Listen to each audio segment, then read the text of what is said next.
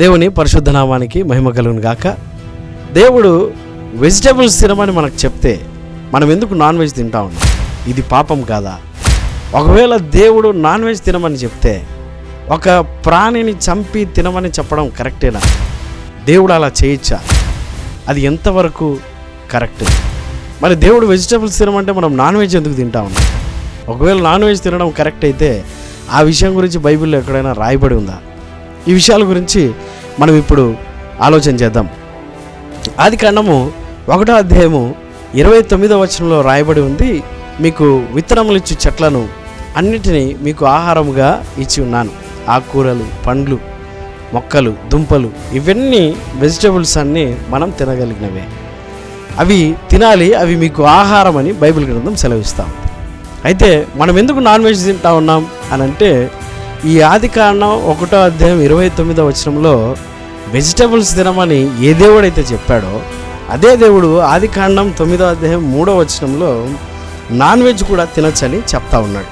9వ అధ్యాయం 3వ వచనం, ప్రాణము గల సమస్త చరములు మీకు ఆహారమగును, పచ్చని కూర మొక్కలను ఇచ్చినట్లు వాటిని మీకు ఇచ్చి ఉన్నాను. ఏ విధంగా అయితే నేను మీకు వెజిటబుల్ తినచ్చని పర్మిషన్ ఇచ్చానో, ఇప్పుడు ప్రాణం గల ప్రతి జీవిని మీరు తినచ్చని నేను పర్మిషన్ ఇస్తా ఉన్నాను.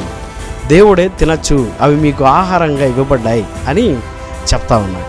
ఇక్కడ ఉన్నటువంటి మాటను మనం గమనిస్తే, దేవుడు ఎందుకు మాంసాహారాన్ని అలో చేశాడు, పర్మిట్ చేశాడు, ఎందుకు తినమంటా ఉన్నాడంటే అక్కడ కాంటెక్స్ట్ ఏంటంటే నోవాహుతో చెప్తున్నటువంటి మాట.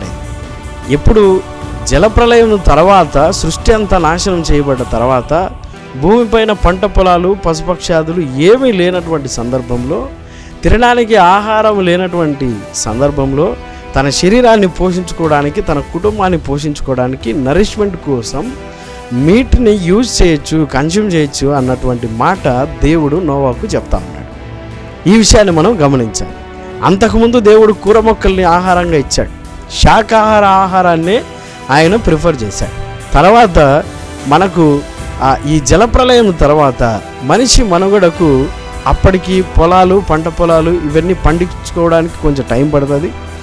ఈ సృష్టి అంతా నాశనం చేయబడింది కదా, ఇదంతా రీబిల్ట్ అవ్వడానికి మళ్ళీ కొంత సమయం పడుతుంది. ఈ లోపల వీళ్ళు ఇబ్బంది పడకుండా ఆయన మాంసాహారాన్ని అలో చేసినట్టుగా మనం చూస్తాం. అయితే మాంసాహారాన్ని అలో చేశాడు, కానీ అక్కడ ఒక కండిషన్ పెట్టాడు. ఏంటయ్యా ఆ కండిషన్ అంటే, మాంసాన్ని తినండి కానీ దాని యొక్క రక్తాన్ని మీరు ముట్టుకోకూడదు. ఎందుకంటే ఆ రక్తమే ప్రాణం కనుక ఆ రక్తాన్ని మీరు తినకూడదు అన్నటువంటి కండిషన్ అక్కడ రాయబడి ఉంది. సో మొదట మనకు శాకాహార ఆహారాన్ని ఇచ్చినటువంటి దేవుడు, అదే దేవుడే జలప్రలయం తర్వాత మాంసాహారాన్ని కూడా తినచ్చు అన్నటువంటి పర్మిషన్ మనకి ఇవ్వబడింది. అది కూడా విత్ కండిషన్ ఏంటంటే రక్తాన్ని మనం తినకూడదు అన్నటువంటి కండిషన్. అయితే ఇంకొంచెం ముందుకెళ్తే పాత నిబంధన గ్రంథంలో లేవియాకాండంలో మోషే గారు చెప్పేటటువంటి కొన్ని నియమాలలో ఒక నియమం ఏంటంటే, జంతువుల్ని డివైడ్ చేశారు.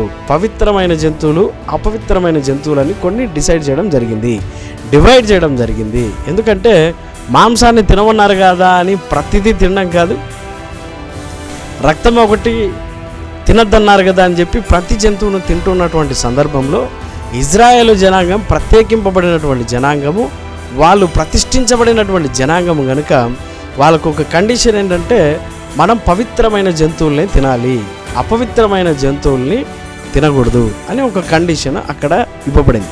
అన్నీ దేవుడు చేసినవే కదా, మరి దీంట్లో పవిత్రం ఏంటి, అపవిత్రం ఏంటంటే ఈ టాపిక్ గురించి మరొక వీడియోలో మనం మాట్లాడుకుందాం.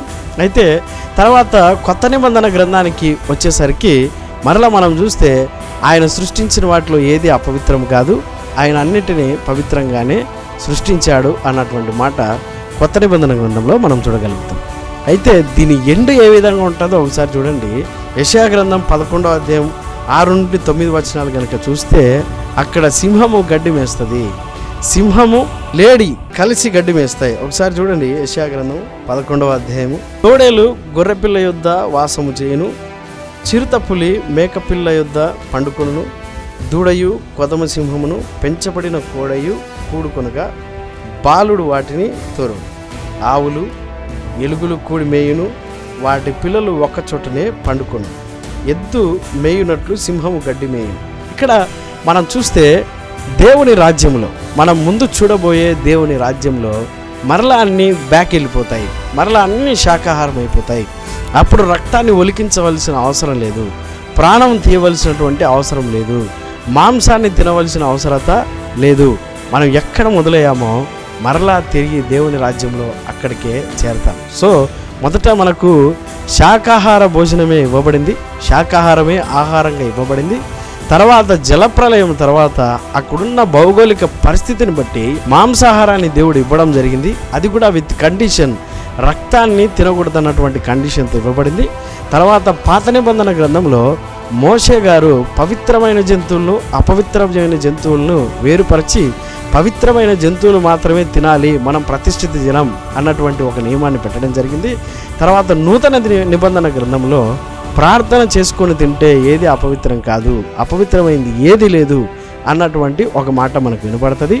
అయితే మరలా ముందుకెళ్తే ప్రవక్త గ్రంథంలో యెషయా గ్రంథం 11వ అధ్యాయం 6-9 వచనాలు చదివినట్లయితే దేవుని రాజ్యంలో మరలా మనమంతా శాకాహారానికి వెళ్ళిపోతాం.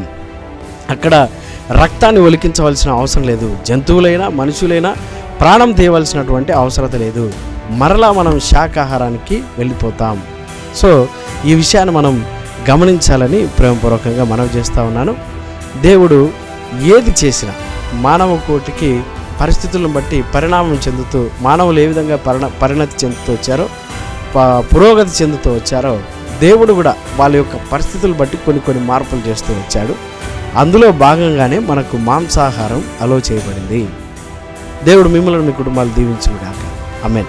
ఈ టాపిక్ పైన ఇంకేదైనా క్వశ్చన్స్ కానీ డౌట్స్ కానీ ఉంటే కింద కామెంట్స్లో తెలియజేయండి. నేను కూడా పరిశీలిస్తాను, మీతో కలిసి మరలా ఈ విషయం గురించి మాట్లాడతాను.